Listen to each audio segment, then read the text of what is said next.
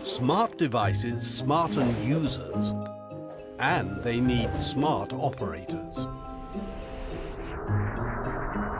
With 24/7 updates of where users are, what they are doing, and what they like, random needs can be met in real time, while predictable needs can be foreseen and translated into proactive offers.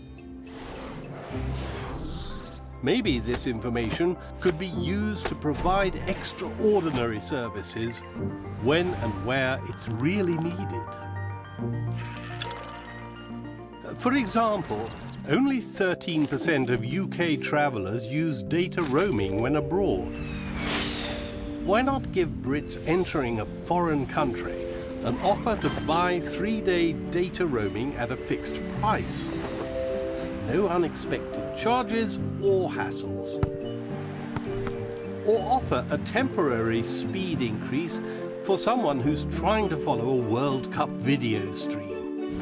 And there are more opportunities than just add-on services, like smart mobile advertising. Customer data is a goldmine. The tricky part is understanding how, when, and where to use it. Unplug. Let's rethink mobile broadband.